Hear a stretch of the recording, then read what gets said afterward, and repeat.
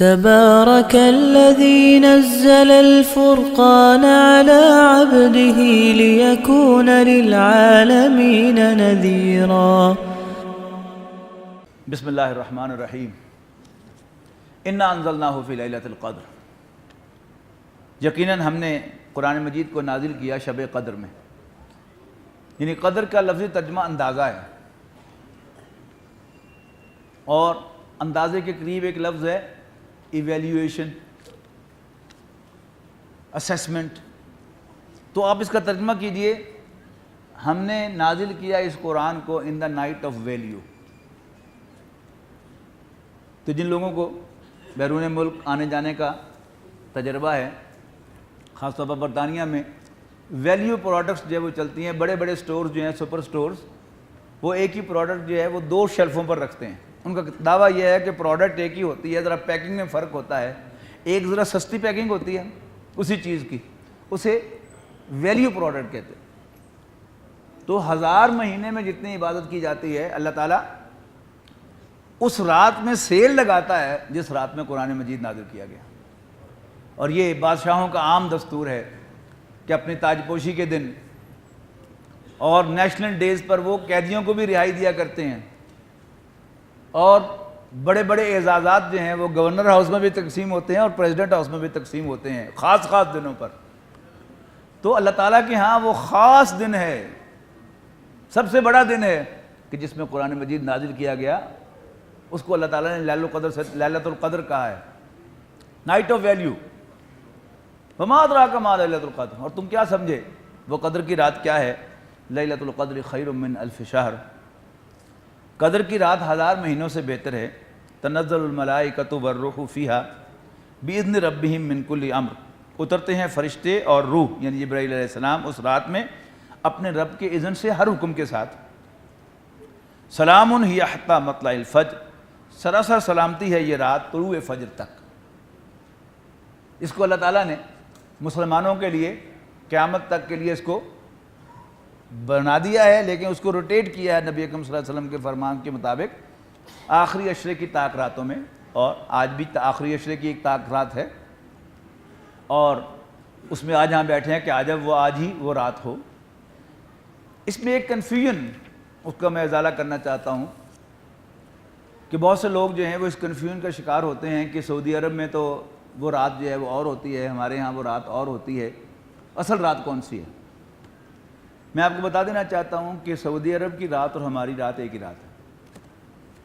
ہمیں 2 مختلف راتیں اس لیے معلوم ہوتے ہیں کہ ہم ویسٹرنائز ہو چکے ہیں، اور جو ویسٹ نے نظام بنایا ہے، نظام الاوقات اور کیلنڈر، وہ شروع ہوتا ہے آسٹریلیا سے، ملائیشیا سے، جاپان سے۔ دن وہاں سے چڑھتا ہے اور پھر وہ دن روٹیٹ ہوتا ہوتا بنگلہ دیش میں، انڈیا میں، پاکستان میں، افغانستان میں، ایران سے ہوتا وہ سعودی عرب پہنچتا ہے، اور اس کے بعد پھر یورپ میں جائے گا اور امریکہ میں جائے گا۔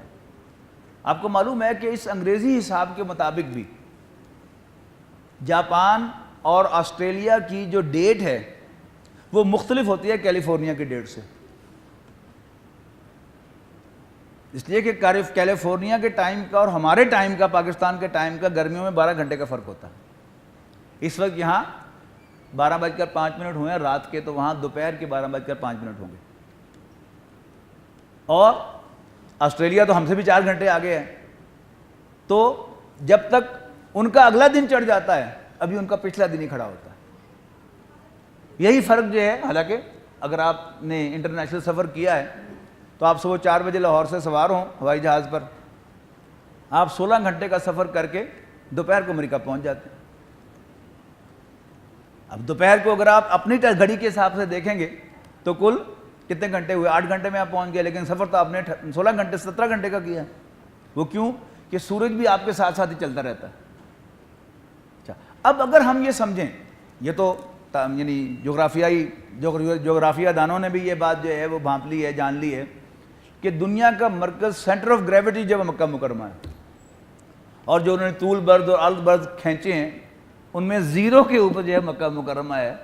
تو اس کو، اور ہمارا مرکز بھی وہی ہے، تو اصل چیز کیا ہے کہ وہ چاند جو مکہ مکرمہ میں نظر آتا ہے وہ 22 گھنٹے کے بعد وہ شام ہمارے پاس پہنچتی ہے تو ہمیں نظر آتا ہے.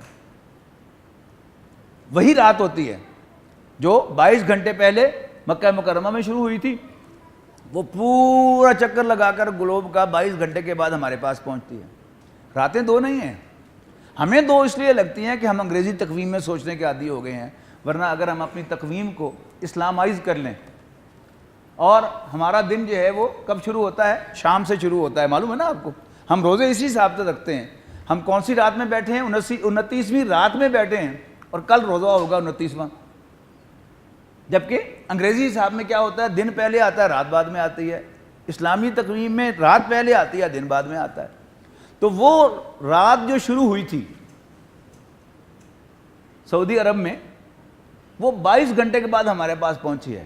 یعنی یہ رات جو ہے یہ تو بس ختم ہو جائے گی مکے سے ادھر ادھر, وہاں سے پھر نئی رات شروع ہوگی, وہ 22 گھنٹے کے بعد ہمارے پاس پہنچے گی. تو سعودی عرب کی اور ہماری تاریخ جو ہے اسلامی تقویم کے اعتبار سے ایک ہی ہوتی ہے, رات بھی ایک ہی ہوتی ہے اور دن بھی اللہ کے فضل و کرم سے ایک ہی ہوتا ہے. لہذا کسی کنفیوژن کا شکار ہونے کی ضرورت نہیں ہے. وہی لیلۃ القدر, وہی 29ویں شب جو وہاں تھی 22 گھنٹے پہلے آ گئی تھی, ہمارے پاس جو ہے وہ اب سے 4 گھنٹے پہلے پہنچی ہے, اور کوئی فرق نہیں ہے.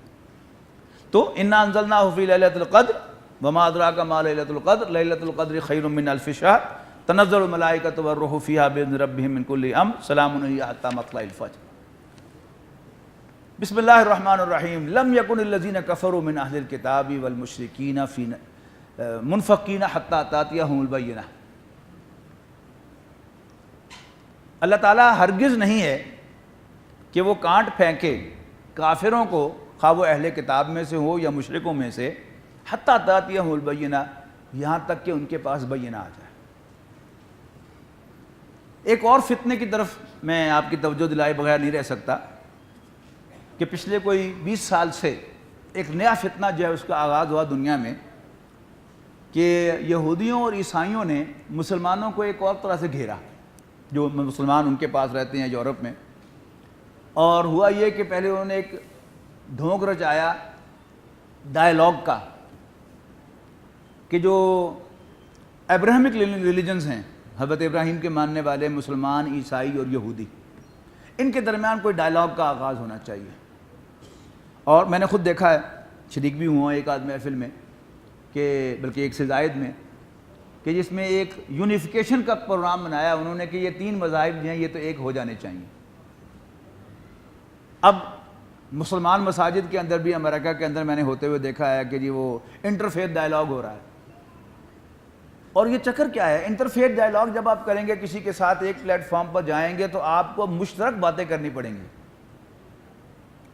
جو کامن ہے. ظاہر ہے اللہ کا تصور کامن ہے, نبیوں کا تصور کامن ہے, رسولوں کا تصور کامن ہے, کتابوں کا تصور کامن ہے, فرشتوں کا تصور کامن ہے, تقدیر کا تصور کامن ہے, بعث بعد الموت کا تصور کامن ہے. لیکن اسلام کا تاج رسول اللہ صلی اللہ علیہ وسلم یاد رکھیے گا. جب آپ انٹرفیتھ ڈائیلاگ کے لیے جائیں گے تو آپ کو میٹھی میٹھی باتیں کرنی پڑیں گی کہ جو ان کو ایکسیپٹیبل ہو, اور آپ کو لا محالہ اسلام کا تعارف کرواتے ہوئے, اسلام پر گفتگو کرتے ہوئے رسول اللہ صلی اللہ علیہ وسلم کا ذکر گول کرنا پڑے گا. اسی کا پھر اگلا نتیجہ ملا. تو جب میوچل بیٹھنے لگے تو انہوں نے مسلمان جو بھی ہمارے لیڈر تھے ان کو ایک چیز کی طرف توجہ دلائی کہ تمہارا قرآن جو ہے وہ تو ہمیں اہل کتاب کہتا ہے, ہمیں ایک اسپیشل اسٹیٹس دیتا ہے, لیکن تمہارے عام لوگ جو ان پڑھ مولوی ہیں تمہارے, وہ ہمیں کافر کہتے ہیں. سمجھے بات؟ یعنی قرآن مجید میں جتنی بھی ڈانٹ ڈپٹ ہے کافروں کو, اس سے یہودی اور عیسائی نکل جائیں. تو لندن میں ایک مسجد ہے, وہ ایڈمنٹن ماسک, بہت بڑی مسجد ہے, بڑی نمایاں جگہ پر ہے. اس کے صدر ہوا کرتے تھے, چارٹرڈ اکاؤنٹنٹ تھے, وہاں پر پریکٹس کرتے تھے, بہت نیک آدمی تھے. ایک دم میرا ایک درس تھا کسی گھر میں چھوٹے پیمانے پر, تو وہ بھی اس میں تشریف لے آئے. اور درس کے بعد اچانک مجھے کہنے لگے, ڈاکٹر صاحب یہ ساڈے مولوی عیسائیاں تو یہودیاں کافر کیوں کہتے ہیں, قرآن شریف تو انہوں اہل کتاب کہتا ہے. تو ایک دفعہ تو میں بھی چونکا.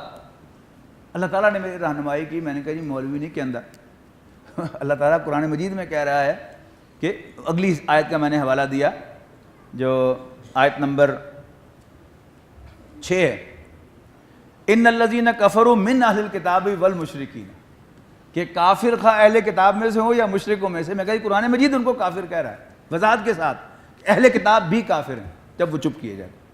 تو اس کا مطلب کیا ہے کہ اگر ہمارا ایک ایسا مسلمان کہ جو ایکٹیو مسلمان ہے اور ایک مسجد کا صدر بھی رہا ہے، بہت بڑی مسجد کا، اگر اس کا حال یہ ہے تو اس کا مطلب کیا ہے کہ ہمارے وہاں ویسٹ میں رہنے والے مسلمان جو ہیں وہ اس کا شکار ہو چکے ہیں. تو ہمارا دشمن کتنے اینگل سے ہمارے پر ہم پر حملے کرتا ہے ہمیں اس کا اندازہ ہی نہیں. ہم خواب خرگوش جو ہے اس کے مزے لوٹ رہے ہیں کہ بس سب ٹھیک ہے، خار ہیں، بدکار ہیں، ڈوبے ہوئے ذلت میں ہیں، جو کچھ بھی ہیں تیرے محبوب کی امت سے صلی اللہ علیہ وسلم. یقیناً یہ بہت بڑا اعزاز ہے، لیکن بہرحال ہمیں جاگنا چاہیے، ہمیں قرآن مجید بھی پڑھنا چاہیے اور سیرت رسول صلی اللہ علیہ وسلم کا بھی ہمیں ضرور مطالعہ کرنا چاہیے. لم یکن الذین کفروا من اہل الکتاب والمشرکین منفکین، انفکاک کہتے ہیں کاٹ کے پھینک دینا، علیحدہ کر دینا. نہیں ممکن، ہرگز نہ تھے کافر اہل کتاب سے بھی اور مشرکین میں سے بھی کہ انہیں علیحدہ کر دیا جاتا حتیٰ تأتیہم البینہ، یہاں تک کہ ان کے پاس بینہ آتی، واضح چیز دلیل آتی. اور واضح دلیل کیا ہے؟ رسول من اللہ یتلو صحفا مطہرہ، ایک رسول اللہ کی طرف سے جو انہیں پاک صحیفے پڑھ کر سناتا ہو، فیہا کتب قیمہ، اس میں واضح احکام ہو، پکے احکام ہو، قیمہ پکے احکام، سرٹن کمانڈز. وما تفرق الذین اوتوا الکتاب، اور اہل کتاب نے جن کو کتاب دی گئی انہوں نے تفرقہ نہیں ڈالا مگر اس کے بعد، الا من بعد ما جاءتہم البینہ، مگر اس کے بعد کہ ان کے پاس بینہ آ گئی، واضح دلیل آ گئی. وما امروا، اور انہیں حکم نہیں دیا گیا تھا کسی چیز کا، الا لیعبدوا اللہ مخلصین لہ الدین، مگر یہ کہ وہ اللہ تعالیٰ کی عبادت کریں دین کو اسی کے لیے خالص کرتے ہوئے. یاد آیا آپ کو یہ کس کا بھلا؟ کون سی سورت کا یہ عنوان ہے؟ دین خالص، سورہ زمر کا. الا للہ الدین الخالص، آگاہ ہو جاؤ کہ دین خالص تو صرف اللہ کا ہے. اور خالص چیز کون سی ہوتی ہے؟ جو 100% خالص ہو. اگر کسی چیز میں 1% بھی ملاوٹ ہو تو اس پر خالص کا لیبل نہیں لگایا جا سکتا. تو دین خالص کیا ہے؟ خالص اللہ کا دین جس میں صرف اللہ تعالیٰ کی عبادت ہو. انسان کا اٹھنا بیٹھنا سونا جاگنا، اس کی نماز، اس کا روزہ، اس کی قربانی، اس کا جینا، اس کا مرنا، سب اللہ تعالیٰ کے لیے ہو، تب وہ دین خالص بنتا ہے. تو وما امروا الا لیعبدوا اللہ مخلصین لہ الدین حنفاء، یکسو ہو کر، ویقیموا الصلاۃ ویؤتوا الزکاۃ، اور وہ نماز قائم کریں اور زکوٰۃ ادا کریں. ذالک الدین القیمہ، یہ ہے دین قیم، یعنی پکا دین، مضبوط دین جس میں سب کچھ ہے. تو آگے بڑھنے سے پہلے میں چاہتا ہوں کہ اس دین کی ایک تصویر بھی میں آپ کو دکھاؤں اور سمجھانے کی کوشش کروں کہ اس دین کے سارے کنٹینٹس جو ہیں وہ ہماری سمجھ میں آ جائیں. اس لیے کہ دین میں نماز روزہ حج زکوٰۃ بھی ہے، اور دین میں دعوت و تبلیغ بھی ہے، دین میں صدقات و خیرات بھی ہیں، اور دین کے اندر ایمان بھی ہے، دین کے اندر جہاد بھی ہے، دین کے اندر اللہ تعالیٰ کے دین کو قائم کرنا بھی ہے. تو جو دین کے مختلف کانٹینٹس ہیں ان کے درمیان تعلق کیا ہے؟ اس لیے کہ جب انسان کو ان کا آپس کا تعلق معلوم نہیں ہوتا تو اس سے بڑی گڑبڑ ہوتی ہے. مولانا مودودی رحمہ اللہ، ان کی ایک بہت بڑے عالم دین سے ملاقات ہوئی، اور مولانا مودودی عصر کی نماز کے بعد وہیں جہاں ان کی رہائش تھی اس کے لان میں عصر کی نماز ادا کرتے تھے باجماعت، اور اس کے بعد وہیں تشریف رکھتے تھے اور لوگ ان سے انفارملی ملنے کے لیے آ جاتے تھے، گپ شپ ہوتی تھی، سوال و جواب ہوتے تھے. تو جب ان عالم سے ان کی ملاقات ہوئی تو اگلے دن اس انفارمل نشست کے اندر ایک صاحب نے ان سے پوچھا کہ یہ سنا ہے آپ کی فلاں صاحب سے ملاقات ہوئی ہے؟ تو ان سے ملاقات ہوئی تھی. انہوں نے کہا کیسی رہی؟ ٹھیک رہی. تو اس شخص نے مولانا مودودی سے پوچھ لیا کہ کیسا پایا؟ تو مولانا مودودی نے جملہ چست کیا، علم کا کباڑ خانہ. بڑا معنی خیز جملہ ہے. دیکھیے کباڑ خانے میں سب کچھ ہوتا ہے، کار کے سارے پرزے ہوتے ہیں، کیا نہیں ہوتا؟ کار نہیں ہوتی. اسپیئر پارٹس کی دکان میں بھی کار کے سارے پرزے ہوتے ہیں، کار نہیں ہوتی۔ کار کیسے بنتی ہے؟ جب آپ ان پرزوں کو جوڑتے ہیں، اور اگر آپ کو پرزے جوڑنے نہ آتے ہوں تو پھر کیا وہ کباڑ خانہ ہی ہے، آپ کو ساری معلومات ہیں، ٹھیک ہے نا، آپ کو ایک ایک ڈیٹیل پتا ہے کہ سجدے میں کیا کرنا چاہیے، کیا کرنے سے سجدہ خراب ہو جاتا ہے، کیا کرنے سے روزہ ٹوٹ جاتا ہے، کیا کرنے سے مکروہ ہوتا ہے۔ لیکن روزے کا پورے دین کے ساتھ کیا تعلق ہے، نماز کے ساتھ کیا تعلق ہے، نماز کہاں کھڑی ہے، روزہ کہاں کھڑا ہے؟ تو میں آپ چھوٹی سی تصویر آپ کو دکھا رہا ہوں تاکہ آپ کے ذہن میں دین کا ایک نقشہ قائم ہو جائے۔ نبی اکرم صلی اللہ علیہ وسلم نے ارشاد فرمایا، بنی الاسلام علی خمس، اسلام کی بنیاد 5 چیزوں پر ہے۔ شہادت اللہ الہ الا اللہ وانہ محمد رسول اللہ صلی اللہ علیہ وسلم، اس بات کی گواہی دینا کہ اللہ تعالیٰ کے سوا کوئی عبادت کے لائق نہیں، اور یہ کہ محمد صلی اللہ علیہ وسلم اللہ کے رسول ہیں۔ وَإِقَامِ الصَّلَاةِ، اور نماز قائم کرنا، وَإِيتَاءِ الزَّکاۃ، اور زکوٰۃ دینا، وَحَجِّ الْبَیت، خانہ کعبہ کا حج کرنا، وَصَوْمِ رمضان، رمضان کے روزے رکھنا۔ اور ایک اور مشہور حدیث آپ کو یاد ہوگی کہ الصلاۃ عماد الدین، نماز دین کا ستون ہے۔ یعنی پہلی حدیث میں 5 بنیادیں بتائیں، اور پھر الصلاۃ عماد الدین میں یہ فرما دیا کہ نماز ستون ہے۔ اب جب یہ دونوں حدیثیں آپ پڑھتے ہیں تو کسی عمارت کا تصور آتا ہے، بنیاد، ستون، ان دونوں کا فنکشن کیا ہوتا ہے؟ عمارت میں بنیاد اور ستونوں کا رول کیا ہوتا ہے؟ بلڈنگ کو سپورٹ کرنا۔ کسی بھی عمارت کو آپ اس وقت تک عمارت نہیں کہہ سکتے جب تک اس کی چھت نہ پڑے۔ دیواریں کھڑی ہیں تو آپ کہیں گے دیواریں ہیں، پلر کھڑے ہیں تو آپ پلر ہیں۔ باقی یہ ویسٹ کا اپنا جو مارکیٹنگ ہے کہ وہ اپنی ٹوٹی پھوٹی دیوار کو بھی سیرگاہ بنا کر پیش کر دیتے ہیں اور پیسے کماتے ہیں۔ آپ کسی بھی ٹریول ایجنسی کے دفتر میں جائیں گے تو آپ کو وہ اٹلی کی وہ ٹوٹی پھوٹی دیوار جو ہے وہ بھی ایک سیرگاہ کے طور پر پریزنٹ کرتے ہیں، یہ ان کی مارکیٹنگ ہے۔ باقی کسی بھی دیوار کو یا پلر کو عمارت نہیں کہتے۔ عمارت تب بنتی ہے جب اس پر چھت پڑتی ہے۔ تو اسلام کے سارے کنٹینٹس کو آپ دیکھیں اگر، تو اس کی بنیاد جو ہے ان 5 میں سے جو ایمان ہے وہ اسلام کی بنیاد ہے۔ اچھا، اور وہ تصویر شاید ان کو مل نہیں سکی، ایک اور تصویر تھی کہ جس میں قرآن مجید بھی دکھایا گیا تھا، ہے وہ نہیں ہے؟ اچھا، تو وہ اس بلڈنگ کے اندر اصل میں کیا ہے کہ اوپر سے قرآن مجید نازل ہوتا ہے اور انسان کے دل میں جاتا ہے، اور یہاں جا کر وہ ایمان پیدا کرتا ہے۔ ایمان دل میں پیدا ہوتا ہے کہ انسان کو یقین ہوتا ہے کہ یہ اللہ کا کلام ہے، اور حضرت محمد صلی اللہ علیہ وسلم جو اس کے لانے والے ہیں وہ اللہ کے رسول ہیں، اور پھر اس کا وہ اظہار کرتا ہے۔ یعنی بلڈنگ میں جو بنیاد ہوتی ہے اس کے 2 حصے ہوتے ہیں۔ اصل بنیاد تو اندر ہوتی ہے زمین کے، جو نظر نہیں آتی، اور جتنی بنیاد وہ سٹرونگ ہوگی اتنی ہی بلڈنگ جو ہے وہ زیادہ اونچی اوپر تک اٹھائی جا سکتی ہے اور مضبوط ہوتی ہے۔ لیکن بنیاد کا ایک حصہ وہ ہے جسے کرسی کہتے ہیں عام زبان میں، انگریزی میں اس کو پلنتھ کہتے ہیں، یہ نظر آنے والا حصہ۔ تو ایمان کے 2 حصے ہیں، اقرار باللسان، زبان سے اقرار کرنا، یہ تو کیا ہے، یہ نظر آنے والا حصہ ہے، اور اصل ایمان کیا ہے؟ تصدیق بالقلب، یہ ریئل فیتھ، دل سے اس کی تصدیق کرنا۔ اب اس کے اندر اوپر جو 4 عبادات ہیں ان کی پلر کی حیثیت ہے۔ دیکھیے، یہ نماز ہے، یہ روزہ ہے، یہ زکوٰۃ ہے، اور یہ حج ہے۔ اب یہ بنیادیں جو ہیں وہ اٹھتی ہیں اس پہلی جو فاؤنڈیشن ہے اس کے اوپر، اور پھر یہ 5 چیزیں مل کر کیا ہے، یہ سپورٹ کرتی ہیں عمارت کی چھت کو۔ اب یہ دین کی عمارت بھی آپ یوں سمجھے کہ 3 منزلہ ہے۔ ان کا رول کیا ہے؟ نماز، روزہ، حج، زکوٰۃ کا مطلوب اصل میں کیا ہے؟ کمپلیٹ پرسنل اوبیڈینس، اللہ تعالیٰ کی مکمل بندگی کو، مکمل غلامی، جس کے 2 آسپیکٹس ہیں۔ ایک ہے اس کا دکھائی دینے والا پہلو، وہ کیا ہے؟ Complete obedience.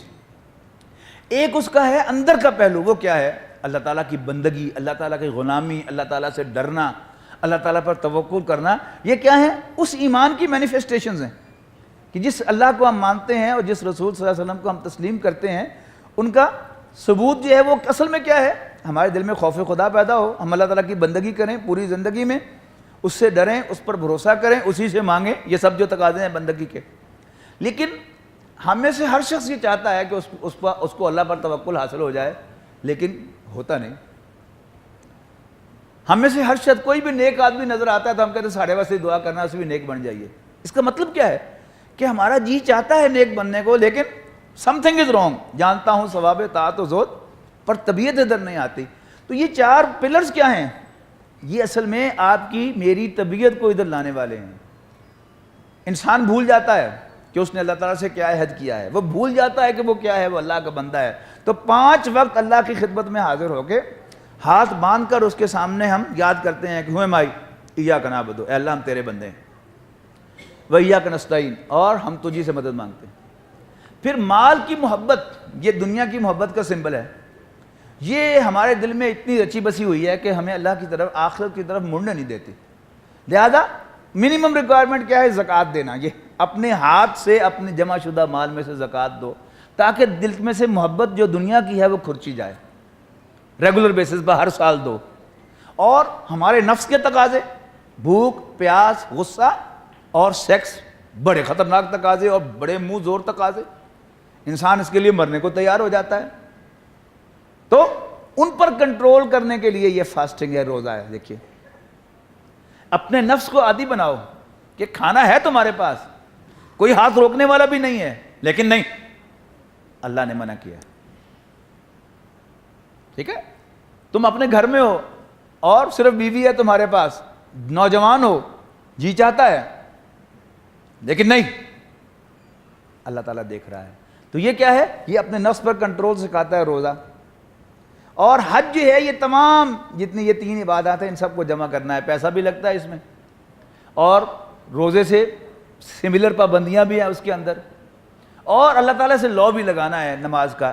تو یہ سب کیا ہے؟ یہ پلر کھڑے ہوں گے تو پھر بندگی رب کی عمارت کھڑی ہوگی۔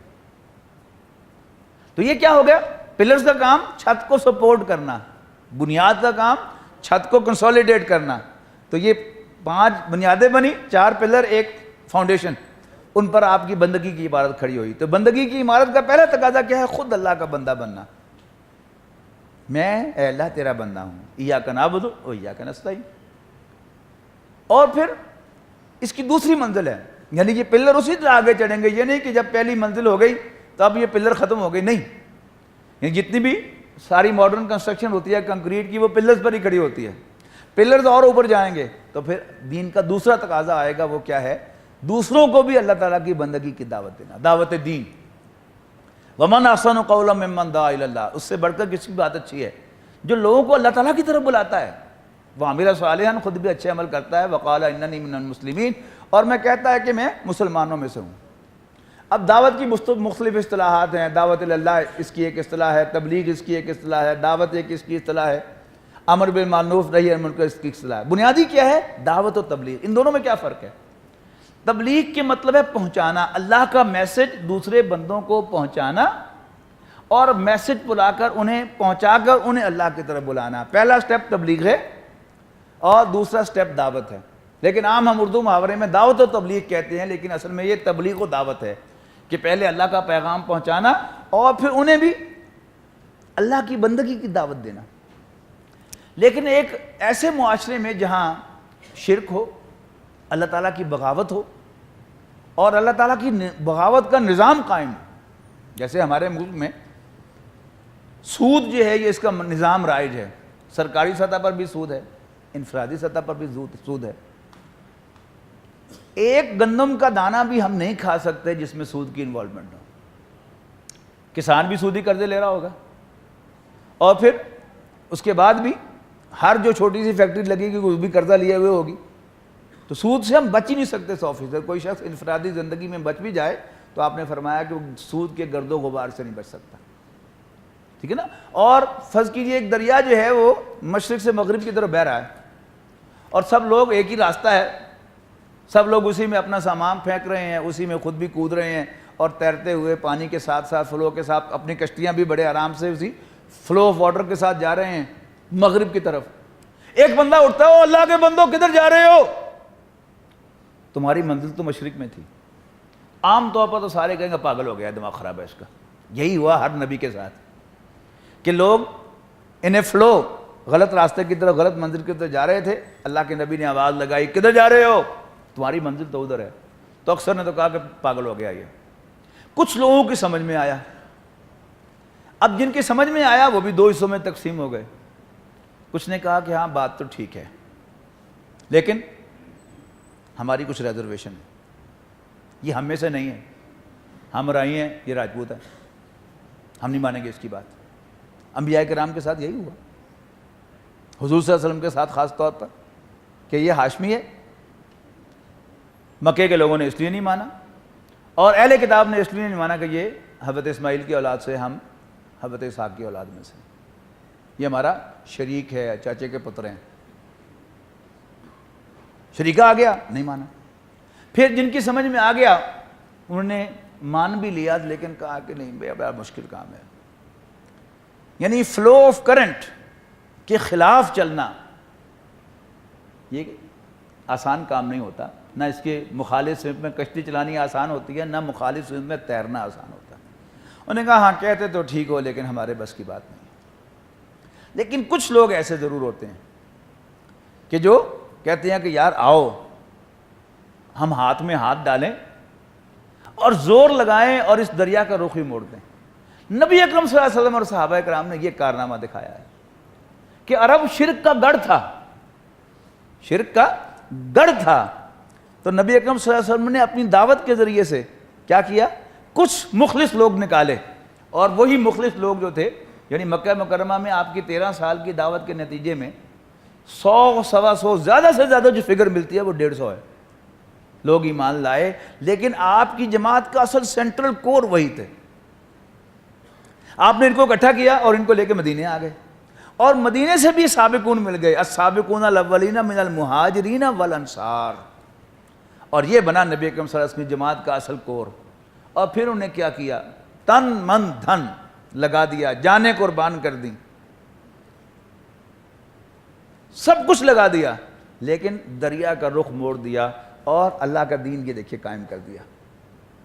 اب جب اللہ کا دین قائم ہو گیا تو پھر اذا جاء نصر اللہ والفتح, جب اللہ کی مدد آ جائے اور فتح نصیب ہو جائے, اور تم دیکھو لوگوں کو فوج در فوج دین میں داخل ہوتے ہوئے, فسبح بحمد ربک واستغفرہ, تو پھر اب واپسی کا وقت آ گیا. پس اللہ تعالیٰ کی حمد کے ساتھ اس کی تسبیح کرو اور اس سے استغفار کرو, انہ کان توابا, وہ بہت ہی توبہ کا قبول کرنے والا ہے. اور اب میرے اور آپ کے لیے سوال کیا ہے کہ ہم نے ان 29 دنوں میں قرآن مجید کا الحمدللہ پورا ترجمہ سنا دیا یا سن لیا, میں بھی اسی میں شامل ہوں. اب ہمارا دین قرآن مجید ہی ہمیں پکار پکار کر کہہ رہا ہے, تمہارا کیا ارادہ ہے؟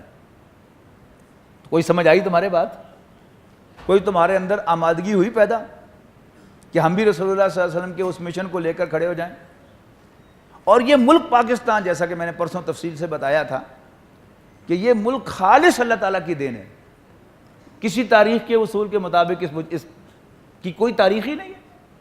تاریخ ہے, چائنا کی ایک تاریخ ہے, انڈیا کی ایک تاریخ ہے, جرمنی کی ایک تاریخ ہے, فرانس کی ایک تاریخ ہے, یونان کی ایک تاریخ ہے. پاکستان کی کیا تاریخ ہے؟ 70 سال پہلے اس کا وجود بھی نہیں تھا. پھر جغرافیائی اعتبار سے اس کی کوئی جغرافیکل باؤنڈری نہیں ہے, کوئی پہاڑ نہیں کاٹتا ہندوستان سے اس کو, کوئی دریا نہیں کاٹتا اس کو, دریا کیا کوئی ندی نالا بھی نہیں کاٹتا اس کو, تو آرٹیفیشل. لیکن بہرحال اللہ تعالیٰ نے ہمیں ادا کیا. گاندھی نے کہا کہ میری لاش پر بنے گا, بن گیا. لارڈ ماؤنٹ بیٹن بھی نہیں چاہتا تھا, بن گیا. قائد اعظم نے بھی کیبنٹ مشن مجبوراً تسلیم کیا, اس کو مان لیا, لیکن پھر بھی بن گیا. کیوں بنا؟ اللہ تعالیٰ نے ہمیں آزمایا ہے کہ تم نے کہا ہے کہ ہمیں خطہ زمین دو, ہم یہاں پر تیری حکمرانی قائم کریں گے, تو دیکھیں ہمیں کہ کیا ہم اس کے لیے کچھ کرتے ہیں کہ نہیں کرتے. یہ فیصلہ آباد, اس میں پاکستان بننے سے پہلے پورے 8 بازاروں میں 7 دکانیں تھیں صرف مسلمانوں, صرف 7 دکانیں. ایک بزرگ نے گھنٹہ گھر میں بھی گن کر بتا دیا تھا کہ ایک دکان فلانے بازار میں, 2 فلانے میں, اور یہ بھنگ کا ٹھیکہ جو ہے یہ جنگ بازار میں, یہ مسلمانوں کے تھے. لیکن آج یہ سارا فیصلہ آباد ہمارا ہے. کس کی بدولت؟ اسی پاکستان کی بدولت۔ یہ گھر ہمارے ہیں، بلکہ محلات ہمارے ہیں، یہ بازار ہمارے ہیں، یہ گلیاں ہماری ہیں، یہ زمینیں ہماری ہیں، یہ ساری فیکٹریاں ہماری ہیں۔ کسی ہندو کی فیکٹری ہے فیصل آباد میں؟ یہ ہماری ہیں، اور یہ کس کی بدولت ملی ہے؟ پاکستان کی بدولت ملی ہیں۔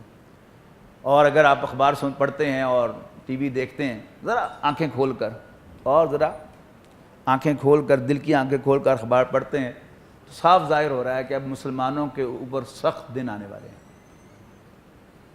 ابھی پھر پاکستان کی طرف ذرا ڈائریکٹ ہاتھ اس لیے نہیں بڑھایا جا رہا کہ یہ ایٹمی ملک ہے، کہ کہیں یہ سر پھرے جائیں وہ ایٹم بم نہ چلا دیں، لیکن ہر جو بھی واقعہ پیش آئے کسی دنیا میں، اس میں کوئی نہ کوئی پاکستانی ضرور انوالو کیا جاتا ہے۔ کبھی آپ نے غور کیا ایسا کیوں ہوتا ہے؟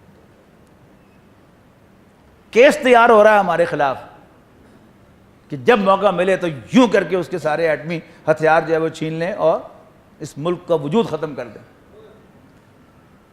اس کا وجود صرف اسلام کے ساتھ ہے۔ بڑی غلط فہمی میں جو وہ لوگ کہ وہ سمجھتے ہیں کہ اگر یہاں پر اسلام نہ ہو تو بھی ہم برقرار رہیں گے۔ کیوں برقرار رہیں گے؟ ہندوستان کی ایک تاریخ ہے، وہ ایک بہت بڑا ملک ہے، وہ ہمیں تسلیم نہیں کرتا، اور اگرچہ سفارتی تعلقات کی حد تک ساری دنیا میں تسلیم کیے گئے ہم، لیکن حقیقت میں کوئی ہمیں تسلیم نہیں کرتا، وہ ہمارے وجود کو ختم کرنے پر تلے ہوئے ہیں۔ لیکن جیسے نبی اکرم صلی اللہ علیہ وسلم کی سیرت ہمیں بتاتی ہے کہ اللہ تعالیٰ کی مدد سے آپ سب کچھ اپنے ساتھیوں کے ساتھ قربان کیا، اللہ تعالیٰ نے مدد فرمائی اور وہ اللہ کا دین غالب ہو گیا۔ ہم بھی اگر ہمت کریں گے، آج طے کر کے اٹھیں کہ ہم اس ملک میں اسلام کی سربلندی کے لیے کام کریں گے، اور کام بھی کس لیول پر کریں گے؟ اپنا تن من دن سب کچھ لگائیں گے، تو وہ دن دور نہیں ہے کہ انشاءاللہ پاکستان میں اسلام کا احیاء بھی ہوگا، اور پھر پاکستان ہندوستان کو بھی فتح کرے گا انشاءاللہ، اور پھر نبی اکرم صلی اللہ علیہ وسلم کی اس پیشین گوئی کے مطابق کہ یہاں سے وہ جھنڈے چلیں گے، وہ فوجیں چلیں گی کہ جو حضرت مہدی کی مدد کریں گی، اور فلسطین میں جا کر وہ جھنڈے نصب ہوں گے۔ وہ اقبال نے کہا کہ میر عرب کو آئی ٹھنڈی ہوا جہاں سے میرا وطن وہی ہے، میرا وطن وہی ہے۔ تو وہ ہے اصل میں ذالک الدین القیمہ، جہاں سے بات شروع ہوئی تھی کہ یہ ہے وہ مضبوط دین جو اللہ تعالیٰ نے دیا تھا، کہ جس میں نماز روزہ بھی ہے اور اللہ تعالیٰ کی بندگی ہے۔ الفاظ کیا تھے کہ وما امروا الا لیعبدوا اللہ مخلصین لہ الدین، ان کو نہیں حکم دیا گیا تھا مگر اس بات کا کہ وہ خالص ہو کر اللہ کی بندگی کریں، وَيُقِيمُوا الصَّلَاةَ، اور نماز قائم کریں، وَيُؤْتُوا الزَّكَاةَ، اور زکوٰۃ ادا کریں۔ ذَلِكَ الدِّينُ الْقَيِّمَةُ، یہی ہے مضبوط دین، یہی ہے اصل دین۔ اللہ تعالیٰ سے دعا ہے کہ اللہ تعالیٰ ہمیں اس دین پر قائم بند رہنے کی توفیق عطا فرمائے۔ ان الذین کفروا من اہل الکتاب والمشرکین فی نار جہنم خالدین فیہا، بے شک وہ لوگ جو کفر کر رہے ہیں، جو کافر ہیں، جنہوں نے حضور صلی اللہ علیہ وسلم کی نبوت کا انکار کیا ہے، خواہ وہ اہل کتاب میں سے ہو یا مشرکین میں سے، فی نار جہنم خالدین فیہا، وہ جہنم کی آگ میں ہوں گے، ہمیشہ ہمیشہ اس میں رہیں گے۔ اولئک ہم شر البریہ، اور یہ بدترین مخلوق ہیں۔ ان الذین آمنوا وعملوا الصالحات، البتہ وہ لوگ جو ایمان لاتے اور اچھے عمل کرتے ہیں، اولئک ہم خیر البریہ، یہ بہترین مخلوق ہیں۔ جزاؤہم عند ربہم جنات عدن تجری من تحتہا الانہار خالدین فیہا ابدا، ان کا بدلہ ان کے رب کے پاس ہمیشہ ہمیشہ کے باغات ہیں جن کے نیچے نہریں بہتی ہوں گی، خالدین فیہا ابدا، ہمیشہ ہمیشہ ان میں رہنے کے لیے۔ رضی اللہ عنہم ورضوا عنہ، اللہ ان سے راضی ہوگا اور وہ اللہ تعالیٰ سے راضی ہوں گے۔ ذالک لمن خشی ربہ، یہ انعام اسے ملے گا جو اپنے رب سے ڈرے گا۔ الذین آمنوا وتطمئن قلوبهم بذکر اللہ